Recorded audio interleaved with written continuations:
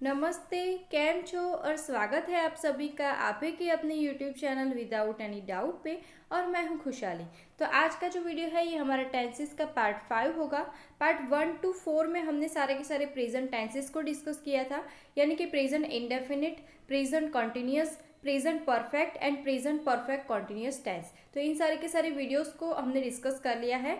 तो आज के वीडियो में हम देखेंगे पास्ट इंडेफिनिट टेंस। तो देखिए, अभी तक मैंने जितने भी टेंसेस के वीडियोस क्रिएट कर रखे हैं, इसके अलावा आगे भी मैं जितने क्रिएट करूंगी उन सभी की मैंने एक पूरी प्लेलिस्ट क्रिएट कर रखी है। तो अगर आप आगे के वीडियोस देखना चाहते हो तो उसकी लिंक आपको यहाँ पे आई बटन में दिख रही होगी, तो वहाँ पे जाके आप देख सकते हो।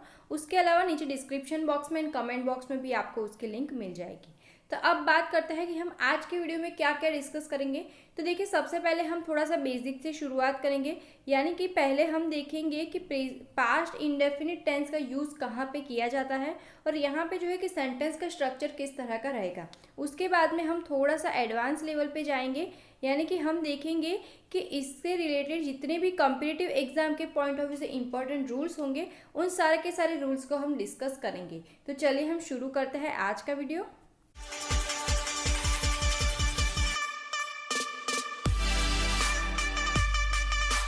पहले हम पास्ट इंडेफिनिट टेंस का यूज कहाँ पे किया जाता है ये समझते हैं।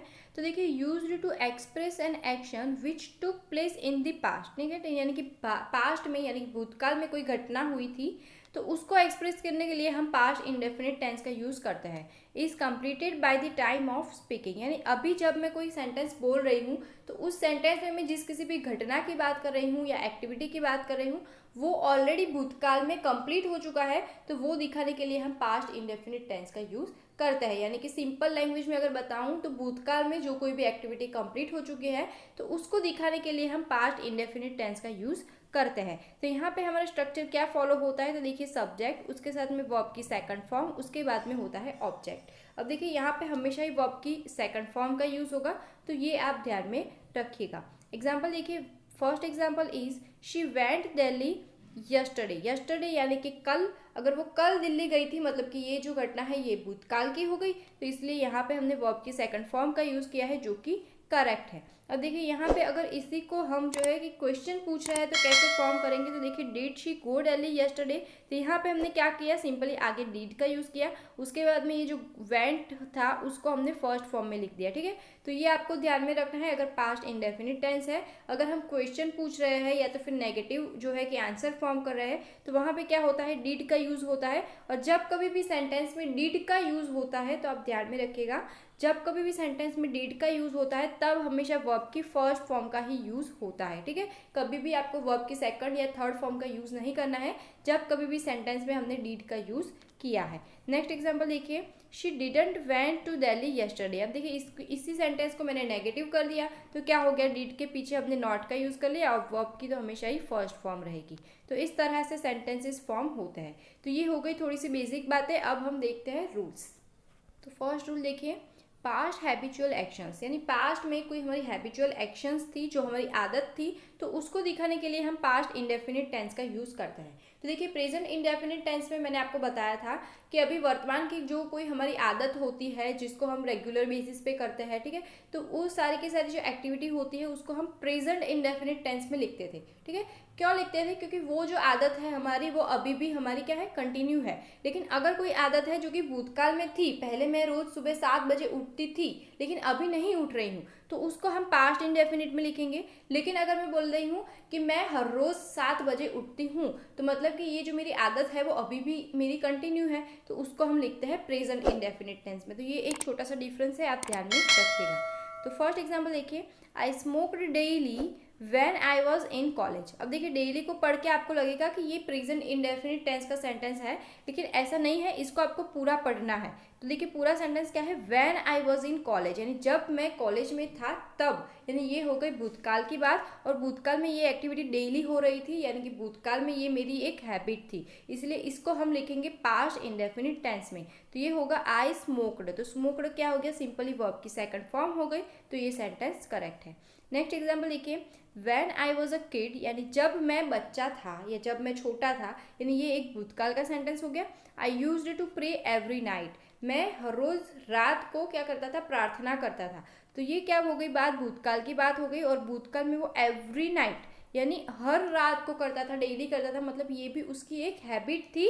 मतलब कब थी, पास्ट की हैबिट थी। तो ठीक है, मतलब पास्ट की हैबिट है तो हम पास्ट इंडेफिनिट टेंस का यूज़ करेंगे। इसलिए यहाँ पे यूज्ड टू है, तो यूज्ड क्या है, ये सिंपली वर्ब की सेकंड फॉर्म है। तो हमें भी पता है वैसे भी यूज्ड टू का यूज़ हम हमेशा ही हमारी जो आदत होती है उसको दिखाने के लिए करते हैं। तो अब देखिए यूज्ड टू का जो यूज़ होता है ना, इसमें काफ़ी सारे रूल्स एसोसिएटेड होते हैं इसके साथ। तो अगर आपको नहीं पता है इससे रिलेटेड अलग अलग जो रूल्स है, अगर आप जानना चाहते हो तो इसके ऊपर मैंने एक अलग से वीडियो बना रखा है जिसमें मैंने बताया है कि यूज्ड टू का यूज़ कैसे किया जाता है। तो उसकी लिंक आपको यहाँ पे आई बटन में दिख जाएगी, तो वहाँ पे जाके आप उस वीडियो को भी देख सकते हो। नेक्स्ट रूल देखिए, it is time, it is high time and it is about time. तो देखिए इन तीनों का जो यूज़ है वो किस तरह से होता है, इसके ऊपर मैंने ऑलरेडी एक अलग से सेपरेट वीडियो बनाया हुआ है जो शायद 3.5 से 4 मिनट का ही है, बहुत ज़्यादा लंबा नहीं है। तो अगर आप इसके कंसेप्ट को क्लियर करना चाहते हो तो उसकी लिंक मैं यहाँ पे आपको आई बटन में दे दूँगी। तो आप क्या करिए, वीडियो कंप्लीट होने के बाद यहाँ पे जो आई लिखा हुआ रहता है ना, उसके ऊपर क्लिक करके आप आई बटन में से जितने भी वीडियोज़ को देखना चाहे वो आप देख पाओगे। तो वहाँ पर मैं आपको उसकी लिंक दे दूँगी। अब देखिए यहाँ पे रूल की बात करें तो it is time, it is high time and it is about time. तो इसके साथ आपको हमेशा ही पास्ट इंडेफिनिट टेंस का यूज़ करना है, या तो फिर 2 + V1 का यूज़ करना है। ठीक है, पास्ट इंडेफिनिट का यूज़ करना है यानी कि वर्ब की सेकंड फॉर्म का, या तो फिर 2 + V1 का यूज़ करना है। इसके अलावा और कोई भी टेंस यहाँ पे आपका इनकरेक्ट होगा। तो फर्स्ट एग्जाम्पल देखिए, it is time you started preparation for examination. तो देखिए वैसे पढ़ने में ये सेंटेंस करेक्ट लगेगा, क्योंकि इट इज़ टाइम को पढ़ के आपको लगेगा कि ये प्रेजेंट टेंस है, तो इसके साथ अगर स्टार्ट है तो ये आपको करेक्ट लगेगा, लेकिन ये सेंटेंस होगा हमारा इनकरेक्ट। तो इसको करेक्ट कैसे करेंगे, 2 तरीके से कर पाएंगे। It is time you started कर दीजिए इसको। ठीक है, स्टार्टेड मतलब ये हो गया सिंपली वर्ब की सेकंड फॉर्म, तो ये हो जाएगा पास्ट इंडेफिनिट, तो ये करेक्ट हो जाएगा। या तो फिर इसको लिख सकते हो, आपको यू को कैंसल आउट करना है और टू स्टार्ट कर दीजिए। ठीक है, यहाँ पे यानी it is time to start preparation, या तो फिर it is time you started preparation. Okay, तो इस तरह से इसको आप करेक्ट कर सकते हो। और नेक्स्ट एग्जाम्पल देखिए, it is high time you started packing. तो यहाँ पे तो ऑलरेडी स्टार्टेड है यानी वर्ब की सेकंड फॉर्म है, तो ये सेंटेंस हमारा करेक्ट है। देखिए जो हमारा नेक्स्ट रूल है वो कंडीशनल सेंटेंसेस से रिलेटेड है। तो जो कंडीशनल सेंटेंसेस होते हैं उसके मेनली 4 टाइप्स होते हैं। तो एक होता है 0 कंडीशन, 1, 2 एंड 3 कंडीशन। तो इसके ऊपर मैंने ऑलरेडी एक वीडियो क्रिएट कर रखा है जिसमें मैंने कंडीशनल सेंटेंसेस से रिलेटेड जितने भी रूल्स होते हैं वो सभी बहुत अच्छे से एक्सप्लेन किया है। और देखिए ये जो टॉपिक है ना, ये एग्जाम के पॉइंट ऑफ व्यू से बहुत बहुत बहुत ज़्यादा इंपॉर्टेंट है, क्योंकि यहाँ पे देखिए हर एक एग्जाम में 1 या 2 क्वेश्चंस आपको इस टॉपिक में से पूछे ही जाते हैं। तो प्लीज़ उस वीडियो को आप ज़रूर देखिएगा, उसकी लिंक भी आपको यहाँ पे आई बटन में मिल जाएगी। तो देखिए यहाँ पे मैं सिर्फ कंडीशनल सेंटेंसेस का एक ही टाइप फॉलो करूँगी जो कि पास्ट इंडेफिनिट टेंस को यूज़ करता है, तो वो एक ही टाइप को हम यहाँ पे डिस्कस करेंगे। तो सबसे पहले देखिए कंडीशनल सेंटेंस है, ये आपको कैसे पता चलेगा। तो अगर आपको सेंटेंस में if, as if, I wish and as though दिया हुआ है, तब आपको समझ में आ सकता है कि ये जो है ये कंडीशनल सेंटेंस है। अब एग्जांपल देखिए, if I go to Mumbai I would bring a new dress for you. तो ये सेंटेंस इनकरेक्ट है। क्यों इनकरेक्ट है, देखिए ये जो 2 सेंटेंसेस है, देखिए कॉमा के आगे एक सेंटेंस है और बाद में दूसरा सेंटेंस है। तो अगर जो कंडीशनल सेंटेंस में अगर एक सेंटेंस में यहाँ पे वुड है और उसके बाद में वर्ब की फर्स्ट फॉर्म है, ठीक है, तो वुड प्लस V1 अगर एक सेंटेंस में है, तब उसके जो आगे वाला सेंटेंस होता है ना वो होना चाहिए पास्ट इंडेफिनिट टेंस में। तो यहाँ पे ये जो गो दिया है ना वो गलत होगा, तो इसको आपको लिखना पड़ेगा पास्ट इंडेफिनिट टेंस में। तो ये होगा if I went to Mumbai I would bring a new dress for you. तो ये सेंटेंस करेक्ट होगा। तो ये रूल आप ध्यान में रखिएगा। कंडीशनल सेंटेंस है, 2 सेंटेंसेस दिए होंगे, एक सेंटेंस में अगर वुड प्लस V1 है तो आगे वाले सेंटेंस में होगा पास्ट इंडेफिनिट टेंस यानी वर्ब का सेकंड फॉर्म। तो इसको आपको करना पड़ेगा गो को हटाकर वेंट, ठीक है, तो ये सेंटेंस होगा करेक्ट। नेक्स्ट रूल देखिए, व्हेन 2 पास्ट एक्शंस हैपन, यानी जब 2 भूतकाल की घटनाएं होती है और उसमें क्या होगा, एक घटना पहले होगी कंप्लीट, उसके बाद में दूसरी घटना होगी, यानी जो घटना पहले कंप्लीट हो रही है उसको आपको लिखना है पास्ट परफेक्ट टेंस में, ठीक है। जो घटना पहले परफेक्ट हो रही है, कंप्लीट हो रही है, उसको लिखना है पास्ट परफेक्ट टेंस में, और जो घटना बाद में हो रही है उसको लिखना है आपको इंडेफिनिट टेंस में, ठीक है। तो ये रूल आप ध्यान में रखिएगा।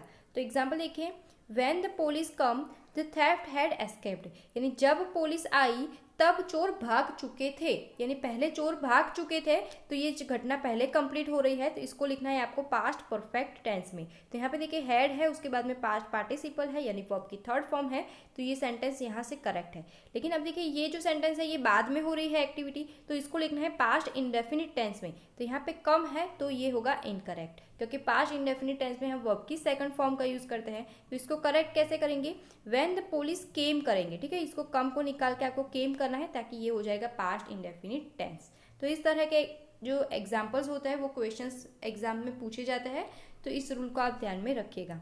नेक्स्ट एग्जाम्पल देखिए, the patient had died before the doctor केम, यानी कि डॉक्टर के आने से पहले पेशेंट मर चुका था, यानी डॉक्टर के आने से पहले पेशेंट मर चुका था, यानी पहले घटना कौन सी हो रही है, पेशेंट मर चुका था पहले ही, यानी पहले घटना हो रही है पेशेंट के मरने की, इसलिए यहाँ पे होगा हैड प्लस पास्ट पार्टिसिपल यानी कि पास्ट परफेक्ट टेंस। तो ये सेंटेंस करेक्ट है। और ये घटना बाद में हो रही है तो ये होना चाहिए पास्ट इंडेफिनिट में यानी वर्ब की सेकंड फॉर्म। तो यहाँ पे केम है जो कि करेक्ट है।